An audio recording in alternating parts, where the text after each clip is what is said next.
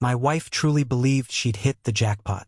But the lottery ticket in her hand was nothing more than a prank. She shrieked, "I'm rich. I'm finally leaving you and the kids." I calmly told her, "Take another look at it." The second she realized it was fake, she burst out laughing, saying she was only joking.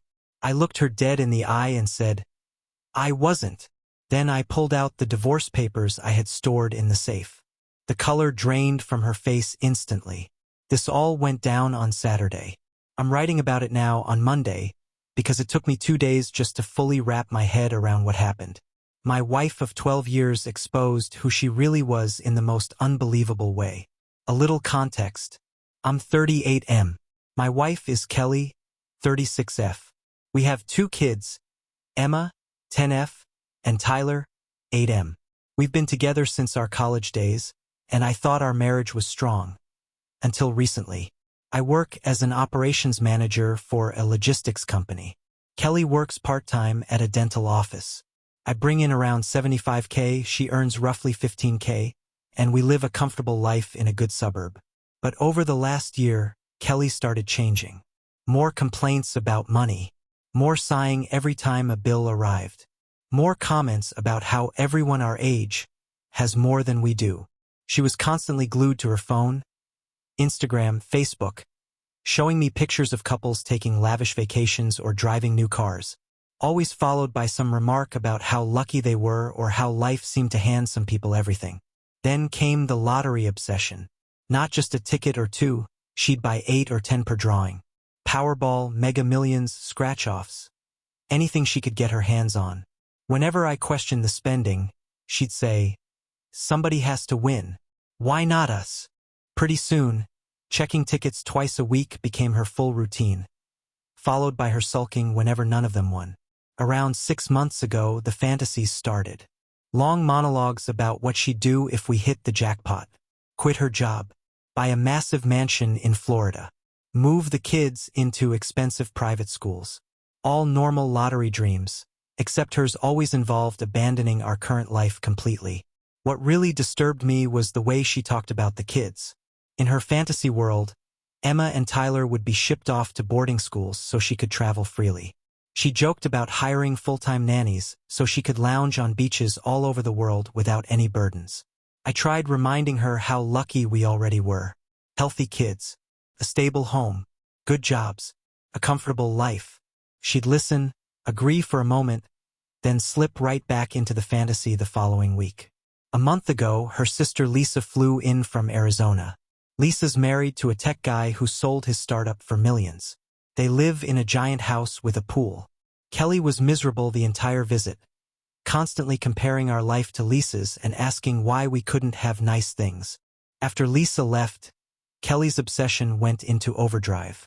She talked nonstop about how unfair life was and how some people got everything handed to them.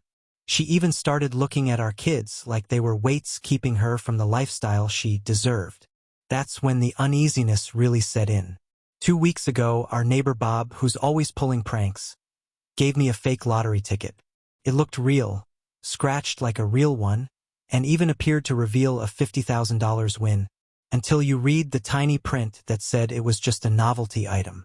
He showed me the trick, and I tossed it into my wallet, thinking maybe I'd prank a friend someday.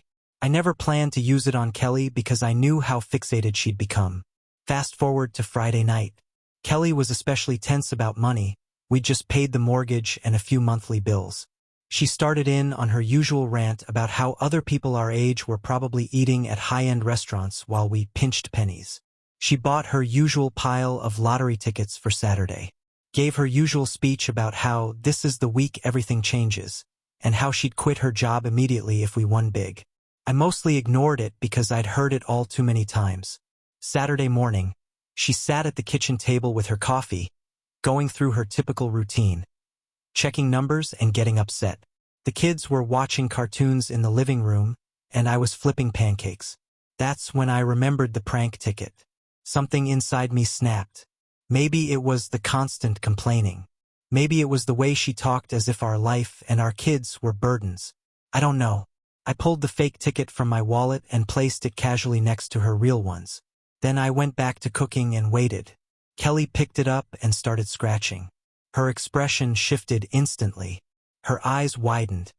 She double-checked the numbers again and again. Her hands began shaking. She whispered, "Oh my God! Oh my God! Oh my God!" I turned from the stove and pretended not to know anything.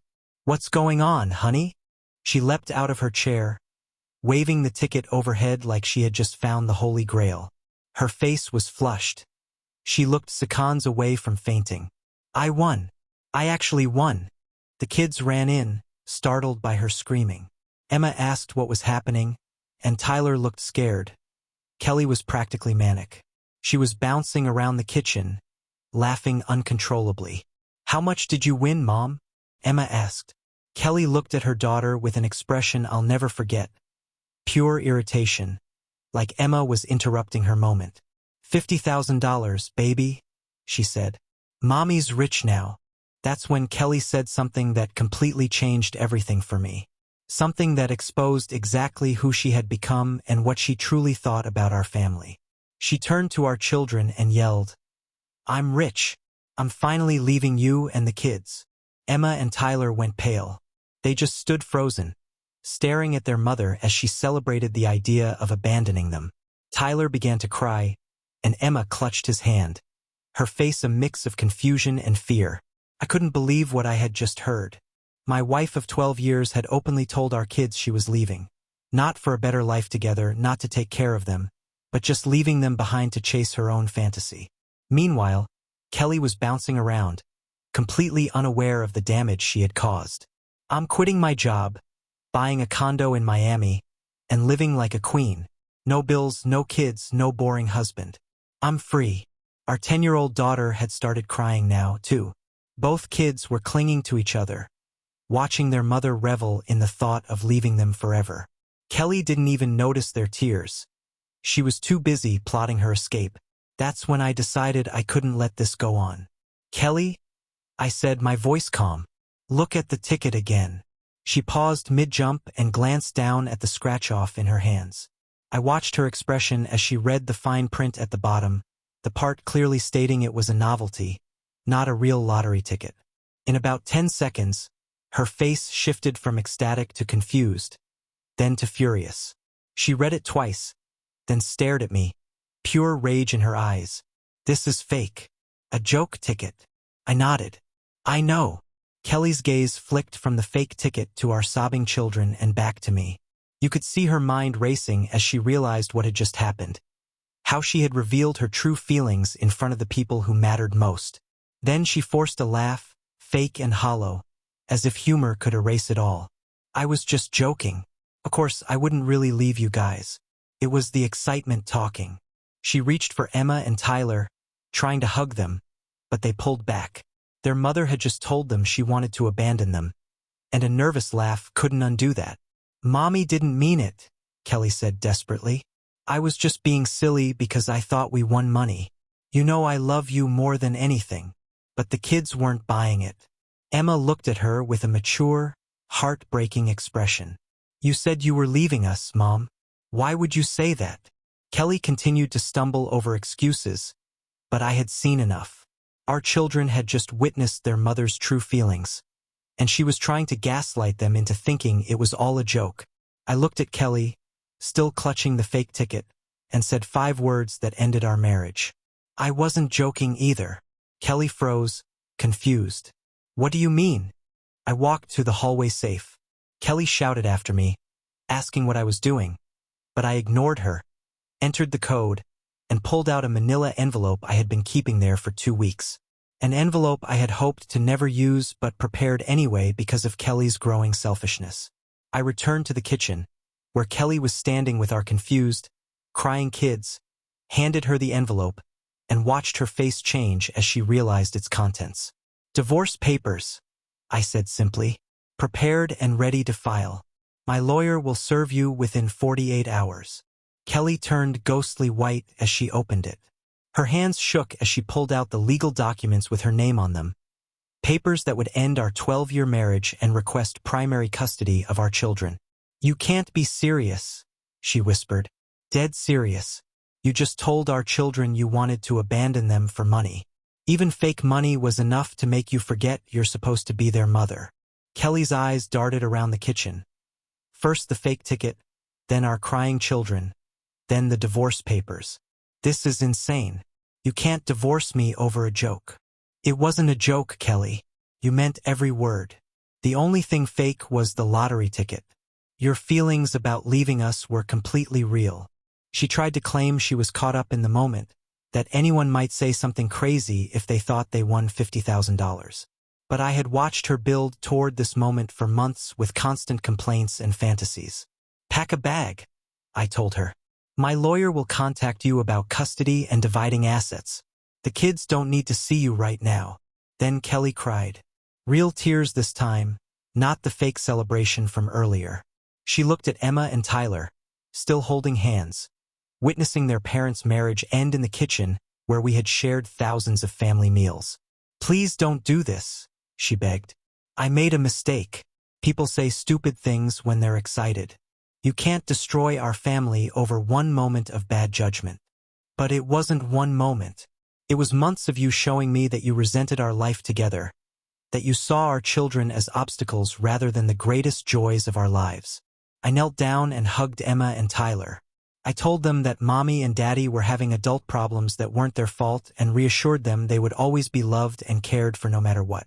Kelly packed her bag that afternoon and drove 3 hours to her sister's house to figure out what came next. She's been calling and texting constantly, but I'm not responding until my lawyer advises me. The kids are hurt and confused, but resilient. We've been talking about feelings and making sure they know none of this is their fault. I've arranged counseling to help them process the changes. Friends and family are supportive, and even Kelly's mother called to apologize for her daughter's behavior, saying she was disappointed in how Kelly treated the grandchildren. The fake lottery ticket remains on my kitchen counter, a reminder of the day my wife revealed her true character when she thought she had a way out. Some people show who they really are when they feel safe to drop their mask. Kelly wants to come back, pretend nothing happened, and claim she was caught up in the excitement. But you can't take back words like that, especially not with your own children. I've thought about what would have happened if the ticket had been real. Would she have abandoned us for $50,000? I believe she would have. Not immediately, perhaps, but eventually. The fantasy had become too real, and any amount of money would have felt like permission to chase her selfish dreams. Emma asked me if Mommy ever truly loved us or if it was all pretending. I told her people can love you and still make poor choices, sometimes hurting those they care about. Tyler asked if Kelly was coming back. I explained she needs time to think, and for now we'll be okay just the three of us.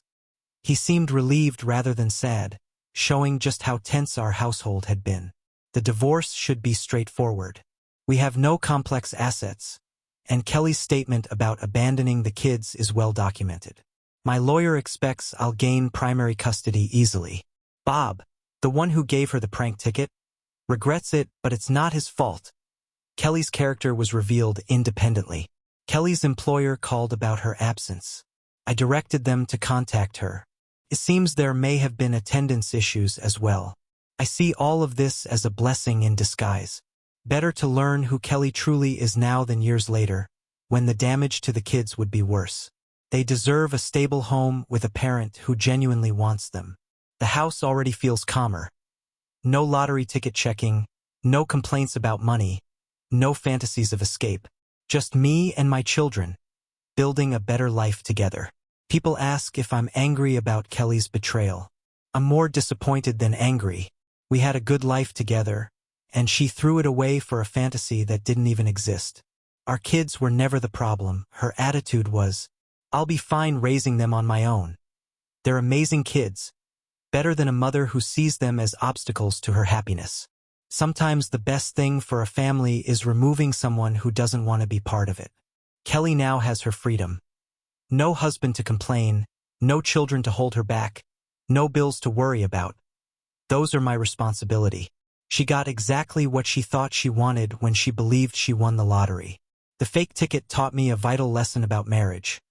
You don't truly know someone until you see how they react when they think they have a way out. Kelly's reaction proved our marriage had been dead for months, and I was just too loyal to admit it. Tomorrow, I'll take the kids out for ice cream to celebrate our new beginning. Not because our family is broken, but because we're finally free to be happy without someone who never valued what we had.